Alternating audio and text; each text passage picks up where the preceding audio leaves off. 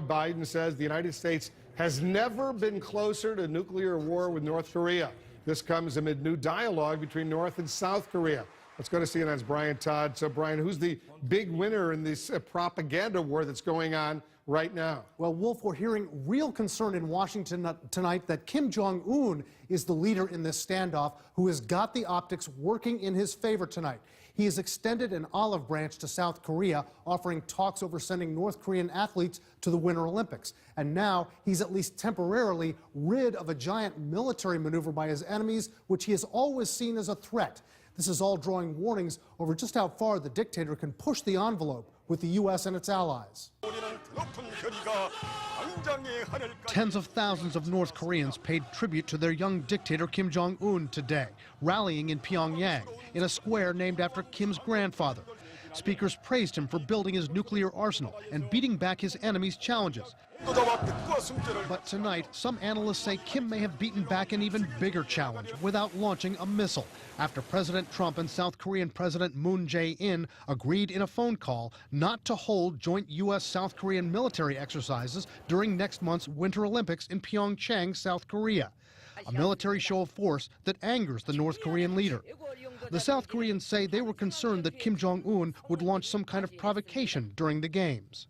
Kim Jong-un, all of a sudden now offering talks in his New Year's Day speech, really had a great and a smart idea. What he wanted to do was hold South Korea hostage.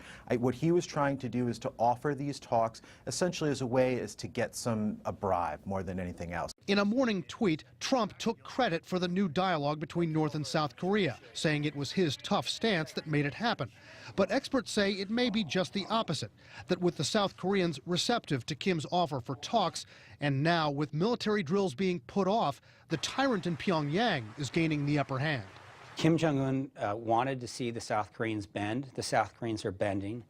The North Koreans have gotten pretty much exactly what they wanted at the tip of a hydrogen bomb and an ICBM. But tonight, the White House says Trump and Moon Jae-in are committed to placing, quote, maximum pressure on North Korea to scale back its weapons. Defense Secretary James Mattis suggested the delay in exercises was primarily logistical, to avoid traffic problems, for example, during the Olympics. I would say for us it's a practical matter.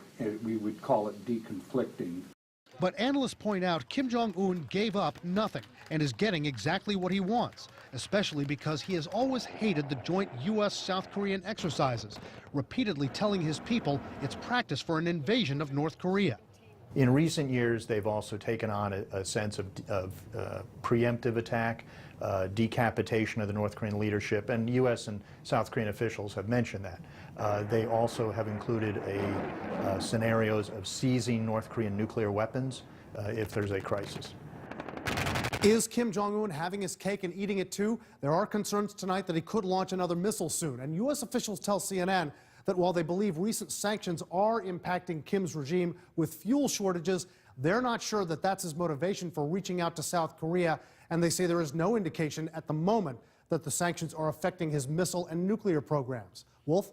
Brian, as you know, President Trump, he went even further today, reassuring the South Korean president about the Winter Olympic Games, right? That's right, Wolf. According to South Korean officials, the president told Moon Jae-in that he will send high-level representatives from his team, including even members of Trump's own family, to the Winter Olympics. That's important to the South Koreans. We cannot overstate, Wolf, just how nervous they are about pulling off these games safely. For good reason. All right, Brian, thank you very much. Coming up, breaking news. The president's lawyers send a cease and desist letter to the author